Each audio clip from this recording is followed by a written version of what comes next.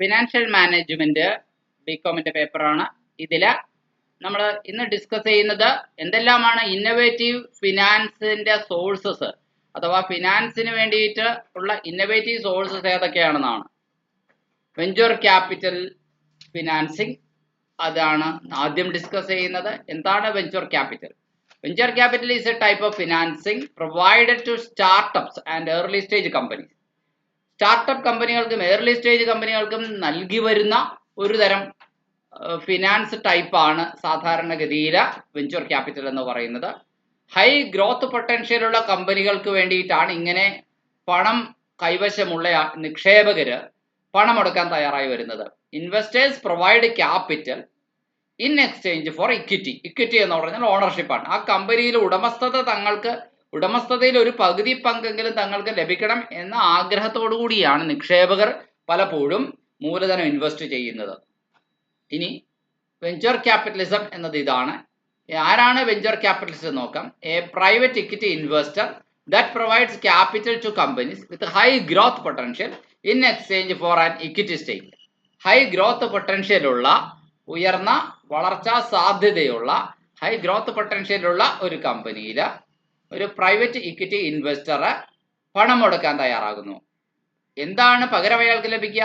What does he get in exchange of that? അതിന് പകരം അയാൾക്ക് എന്താണ് കിട്ടുക? He will get an equity stake in that company.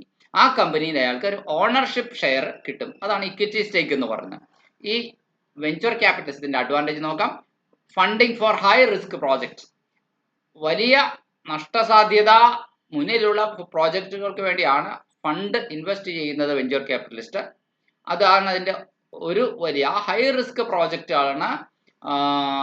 അവ നടത്തിക്കൊണ്ടുപോകാൻ ഇത് ഉപകരിക്കും. ഈ ഫിനാൻസിങ് പ്രോജക്റ്റ് ഉപകരിക്കും, ഫിനാൻസിങ് സ്കീം ഉപകരിക്കും, വെഞ്ചർ ക്യാപിറ്റലിസം എന്ന് പറയുന്ന പദ്ധതി ഉപകരിക്കും.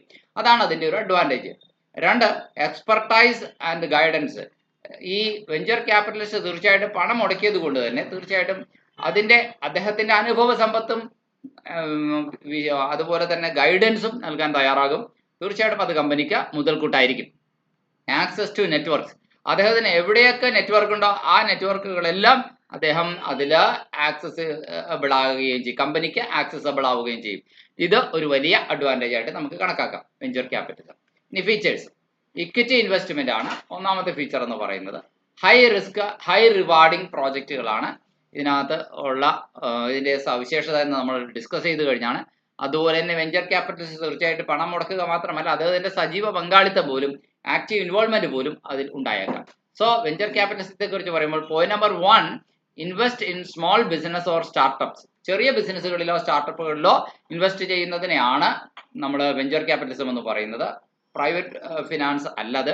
ഇനി വെഞ്ചർ ക്യാപിറ്റൽ ഫേമുകൾ ഇൻവെസ്റ്റ് ചെയ്യുന്നത് 50% അല്ലെങ്കിൽ അതിൽ കുറവോ ആയിട്ടുള്ള പണമായിരിക്കും. ഇക്വിറ്റി കമ്പനികളുടെ ഇക്വിറ്റിയാണ് പകരം അവർക്ക് ലഭിക്കേണ്ടത്. 50% ഓർ ലെസ്. ചിലപ്പോൾ 50% ഇക്വിറ്റി ഓണർഷിപ്പ് വേണം, അല്ലെങ്കിൽ 40% ഓണർഷിപ്പ് വേണം. ആ രീതിയിലാണ് അവർ ആവശ്യപ്പെടുക. പകുതിയിലധികം എന്തായാലും അവർ ചോദിക്കാറില്ല. ഇനി ഫണ്ടിങ് ഗിവൺ ടു സ്റ്റാർട്ടപ്സ്. സ്റ്റാർട്ടപ്പുകൾ കൊടുക്കുന്ന ഫണ്ടിങ് ആണ് venture capitalism. Or other young businesses, അല്ലെങ്കിൽ പ്രാരംഭ ദശയിലുള്ള മറ്റ് ബിസിനസ്സുകൾക്കോ ആണ് ഇത് നൽകുക. That show potential for long term growth. ആ ബിസിനസ്സുകൾ ലോങ് ടേമിൽ നല്ല ഗ്രോത്ത് പൊട്ടൻഷ്യാലിറ്റി ഉള്ള, വളർച്ചാ സാധ്യതയുള്ളവയാണ് എന്ന് തോന്നുമ്പോഴാണ് അതിൽ പണം മുടക്കാൻ വെഞ്ചർ ക്യാപിറ്റലിസ്റ്റുകൾ തയ്യാറായി വരുന്നത്. Now second source of business finance എന്ന് നമ്മുടെ ടെക്സ്റ്റ് ബുക്കിൽ പറഞ്ഞിരിക്കുന്നത് ബ്രിഡ്ജ് ഫിനാൻസ് ആണ്. Bridge finance is A short term financing used until long term financing is arranged. Long term finance ലഭ്യമായി വരുന്നത് വരെ ഒരു വലിയ ലോൺ ലഭിക്കാനുണ്ട്, അത് കാത്തിരിക്കുകയാണ്. ആ കാലഘട്ടത്തിൽ അത്ര നാൾ പിടിച്ചു നിൽക്കാൻ വേണ്ടിയിട്ട് ഒരു ഇടക്കാല ലോൺ, അതാണ് bridge finance. It is typically used for 2 weeks to 3 years. 2 ആഴ്ച മുതൽ 3 വർഷം വരെയാണ് ബ്രിഡ്ജ് ഫിനാൻസിന്റെ കാലാവധി. അതിന്റെ പർപ്പസ് നോക്കാം. ടെമ്പററി ഫണ്ടിങ് ആണ്, ബ്രിഡ്ജിങ് ഫിനാൻഷ്യൽ ഗ്യാപ്സ് ആണ്. ഫിനാൻഷ്യൽ ഗ്യാപ്പുകൾ ബ്രിഡ്ജ് ചെയ്യാൻ സാധിക്കും എന്നതാണ്. തൽക്കാല ഫണ്ടിങ് ആണ്. ആ കാലയളവ്, വലിയ ലോൺ കിട്ടുന്നത് വരെയുള്ള കാലയളവിലുള്ള ഗ്യാപ്പ് ഫില്ല് ചെയ്യുക എന്നത് മാത്രമേ ഇതിന് ഉദ്ദേശിച്ചുള്ളൂ. ഇതിന്റെ സവിശേഷത ഇത് ഷോർട്ട് ടൈം ആണ്, ഹൈ ഇൻട്രസ്റ്റ് റേറ്റ് ചാർജ് ചെയ്യും ബ്രിഡ്ജ് ഫിനാൻസുകൾ എന്നതാണ് അതിന്റെ മറ്റൊരു സവിശേഷത. മൂന്നാമത്തെ ഇന്നവേറ്റീവ് ഫിനാൻസിങ് മോഡ് അവൈലബിൾ ആയിട്ടുള്ളത് ലീസ് ഫിനാൻസിങ് ആണ്. Lease financing allows asset use in exchange four rental payments. വാടകയ്ക്ക് ഏതെങ്കിലും ഒരു ഹൈ കോസ്റ്റ് ഉള്ള മെഷീനറി അല്ലെങ്കിൽ ലാൻഡ്, ബിൽഡിങ് അല്ലെങ്കിൽ വാഹനങ്ങൾ ഒക്കെ ഉപയോഗിക്കാൻ അവസരം ലഭിക്കുക എന്നതാണ് കമ്പനിക്ക് അതുകൊണ്ടുള്ള അഡ്വാൻറ്റേജ്. കമ്പനിക്ക് അപ്പോൾ ഡെഡ് മണി ആയിട്ട് ഇത്രയും ഫിക്സഡ് അസറ്റുകളിൽ ഒരുപാട് പണം മുടക്കേണ്ടുന്ന ഒരവസ്ഥ ഒഴിവാകുന്നു. തീർച്ചയായിട്ടും കമ്പനിയുടെ വർക്കിംഗ് ക്യാപിറ്റലിന്റെ ഫ്ലോ ബ്ലോക്ക് ആകുന്ന രീതിയിൽ ഹ്യൂജ് ഫണ്ടുകൾ എവിടെയെങ്കിലും ഫിക്സഡ് അസറ്റിന്മേൽ ഇൻവെസ്റ്റ് ചെയ്ത് പോകാതെ കമ്പനിയുടെ വർക്കിംഗ് ക്യാപിറ്റൽ വളരെ സ്മൂത്ത് ആയിട്ട് റൺ ചെയ്യാനായിട്ട് കയ്യിൽ പൈസ എപ്പോഴും ഉണ്ടാകും. ലീസ് ഫിനാൻസിങ്ങിലൂടെ ആ മെഷീനറി അല്ലെങ്കിൽ ആ ബിൽഡിങ്, ലാൻഡ് ഒക്കെ അക്വയർ ചെയ്താൽ മതിയാകും. ഇതിന്റെ അഡ്വാൻറ്റേജ് എന്ന് പറയുന്നത് റെഡ്യൂസ്ഡ് അപ്ഫ്രണ്ട് കോസ്റ്റ് ആണ്. അത്തരത്തിലുള്ള അപ്ഫ്രണ്ട് കോസ്റ്റുകൾ നന്നായി കുറയുന്നു. ഫ്ലെക്സിബിലിറ്റി ഉണ്ട്.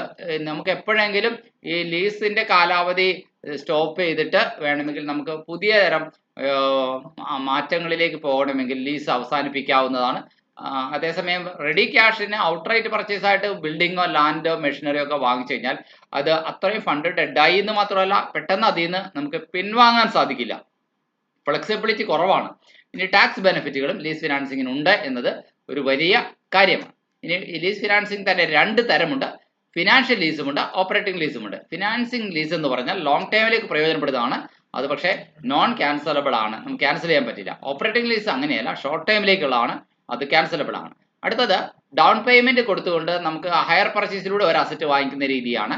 Higher purchase is a financing option where assets are acquired through instalment payments. Assets പല ഗഡുക്കളായിട്ട് കൊടുത്തു തീർത്തുകൊണ്ട് മാത്രമാണ് അസറ്റിന്റെ പൂർണ്ണ ഉടമസ്ഥത നമുക്ക് ലഭിക്കുകയുള്ളൂ.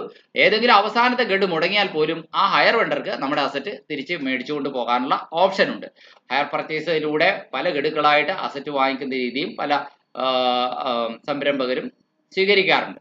സീഡ് ക്യാപിറ്റലിനെ കുറിച്ചാണ് അടുത്തത്. Seed capital is an initial funding for startups. സ്റ്റാർട്ടപ്പുകൾക്ക് വേണ്ടി പ്രാരംഭ ഫണ്ടിങ് നൽകലാണ് വാസ്തവത്തിൽ സീഡ് ക്യാപിറ്റൽ.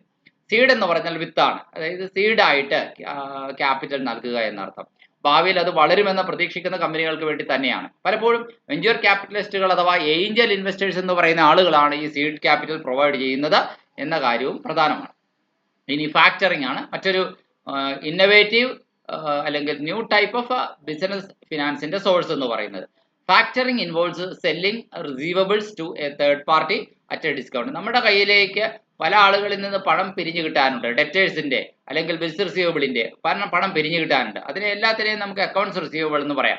ഈ റിസീവബിൾസ് എല്ലാം കൂടെ ഒരു തേർഡ് പാർട്ടിക്ക് വിൽക്കുന്നു. ഇത് പിരിച്ചെടുക്കാൻ, ഈ കടം പിരിച്ചെടുക്കാൻ നല്ല എക്സ്പെർട്ടൈസും അതിനുവേണ്ടി സ്ഥിരം സ്റ്റാഫും സംവിധാനവും ഒക്കെ ഉള്ള ഒരു ഫാക്ടർക്ക് അത് വിൽക്കുമ്പോൾ അദ്ദേഹം തൻ്റെ ആ മേഖലയിലുള്ള പ്രവർത്തന പരിചയം കൊണ്ട് ഏറ്റവും വേഗത്തിൽ ആ കടം തിരിച്ചെടുക്കാനായിട്ട് അദ്ദേഹത്തിന് കഴിയും. എന്നാൽ നമുക്ക് ഉണ്ടാകുന്ന മറ്റൊരു മെച്ചമെന്ന് പറയുന്നത് ഈ പണം പിരിച്ചെടുക്കുന്നതിന് വേണ്ടി കൂടുതൽ സ്റ്റാഫിനെ വിന്യസിക്കേണ്ടി വരുന്നില്ല എന്നത് മെച്ചം. രണ്ടാമത്തെ മെച്ചം എന്ന് പറയുന്നത് നമുക്ക് ആ കാര്യത്തിന് വേണ്ടിയിട്ട് ഓഫീസോ മറ്റോ മെയിൻറ്റെയിൻ ചെയ്യേണ്ട, കാലതാമസം വരെ കാത്തിരിക്കേണ്ട, റെഡി ക്യാഷ് ആയിട്ട് ഒരു വലിയ എമൗണ്ട് നമ്മുടെ കയ്യിലേക്ക് കിട്ടുന്നു. നമ്മുടെ ബിസിനസിന്റെ കോൺസെൻട്രേഷൻ ഈ കടം പിരിച്ചെടുക്കുന്നതിലേക്ക് പോകുന്നില്ല എന്നതാണ്. ഇനി ബെനിഫിറ്റ് ഇംപ്രൂവ്ഡ് ക്യാഷ് ഫ്ലോ ആണ്, റെഡ്യൂസ്ഡ് റിസ്ക് ആണ്. ഇനി ഫോർഫെയ്റ്റിംഗ് എന്ന് പറയുന്നത് എന്താണ്? Forfaiting is a financial mechanism where exporters sell their medium term receivables. കയറ്റുമതിക്കാർ അവരുടെ കയ്യിൽ മീഡിയം ടേം റിസീവബിൾസ് ഉണ്ടെങ്കിൽ പണം പിരിച്ചു കിട്ടാനുള്ളതിന്റെ രേഖകളാണ് റിസീവബിൾസ്. അതുണ്ടെങ്കിൽ അത് വിറ്റിട്ട് അത് ഡിസ്കൗണ്ട് റേറ്റിന് വിറ്റിട്ട് അതിന്റെ ആ കിട്ടാനുള്ള പൈസയുടെ മേലുള്ള റിസ്ക് ഒഴിവാക്കുന്നു. അതാണ് അവർ ചെയ്യുന്നത്. ഇതിന്റെ ബെനിഫിറ്റ് എന്ന് പറയുന്നത് ഇമ്മീഡിയറ്റ് ആയിട്ട് ക്യാഷ് കിട്ടുമെന്നുള്ളതും റിസ്ക് എലിമിനേറ്റ് ചെയ്യാൻ കഴിയും എന്നുള്ളതുമാണ്. ഇനി സെക്യൂരിറ്റൈസേഷൻ ആണ്. Securitisation involves packaging loans into securities for sale to investors. ലോണുകൾ ഇൻവെസ്റ്റേഴ്സിന് സെയിൽ ചെയ്യാൻ വേണ്ടിയിട്ടുള്ള പാക്കേജിംഗ് ആണ് സെക്യൂരിറ്റൈസേഷൻ എന്നുകൊണ്ട് പറയുന്നത്. സെക്യൂരിറ്റൈസേഷന്റെ ബെനിഫിറ്റ് എന്ന് പറയുന്നത് ലിക്വിഡിറ്റി വർദ്ധിപ്പിക്കാനായിട്ട് ഉപകരിക്കുന്നു എന്നുള്ളതാണ്. റിസ്ക് ട്രാൻസ്ഫറും അതിന്റെ ഒരു ഭാഗമാണ്. അടുത്തത് ഡെപ്പോസിറ്റ് റെസിപ്റ്റുകളാണ്. 9ാമത്തെ പോയിന്റ് ആണ്, ഒരുപക്ഷെ ഏതാണ്ട് അവസാനത്തെ പോയിന്റ് ആണ്. Deposit receipts are securities representing ownership in a foreign company. ഒരു ഫോറിൻ കമ്പനിയിൽ നമുക്ക് ഉടമസ്ഥതയുണ്ട് എന്ന് പറഞ്ഞുകൊണ്ട് നമ്മുടെ നിക്ഷേപം അവിടെ ആ കമ്പനി സ്വീകരിക്കുകയും അതിന്റെ രേഖ നമുക്ക് നൽകുകയും ചെയ്യുന്നതാണ് ഡെപ്പോസിറ്റ് റെസിപ്റ്റ് എന്ന് പറയുന്നത്. ഇത് തന്നെ 3 തരമുണ്ട്: GDR, ADR, IDR. GDR എന്ന് പറഞ്ഞാൽ ഗ്ലോബൽ ഡെപ്പോസിറ്റ് റെസിപ്റ്റ് ആണ്. ഈ ഇന്റർനാഷണൽ ആയിട്ടുള്ള ഏതൊരു കമ്പനിയിലും നമുക്ക് ഇൻവെസ്റ്റ് ചെയ്യാൻ സാധിക്കും. അതിന്റെ റെസിപ്റ്റ് നമുക്ക് ലഭിക്കുകയും ചെയ്യും, അതൊരു ഡെപ്പോസിറ്റ് റെസിപ്റ്റ് ആയിട്ട്. അതുപോലെ തന്നെ അമേരിക്കൻ ഡെപ്പോസിറ്റ് റെസിപ്റ്റ് എന്ന് പറയുന്നത് ഷെയർസ് ട്രേഡഡ് ഇൻ US, അമേരിക്കയിൽ ട്രേഡ് ചെയ്യപ്പെടുന്ന ഷെയറുകളുടെ ഓണർഷിപ്പ് ഷെയറിന്റെ രേഖയാണ് ADR എന്ന് പറയുന്നത്. ഇന്ത്യൻ ഡെപ്പോസിറ്റ് റെസിപ്റ്റ് എന്ന് പറഞ്ഞു കഴിഞ്ഞാൽ ഇന്ത്യയിൽ ട്രേഡ് ചെയ്യപ്പെടുന്ന ഷെയറുകളുടെ രേഖയാണ്, അവയുടെ പ്രതിനിധീകരണമാണ് IDR. എന്തായാലും these innovative sources of finance provide businesses with various options for funding and risk management. Business ഹൗസുകൾക്ക് ഫണ്ടിങ്ങിനും റിസ്ക് മാനേജ്മെന്റിനും വേണ്ടിയിട്ട് പല ഓപ്ഷൻസ് നൽകുന്നവയാണ് ഈ പറഞ്ഞ 9 തരം ഇന്നോവേറ്റീവ് ആയിട്ടുള്ള ഫിനാൻസ് ലഭ്യമാകുന്ന സോഴ്സുകൾ.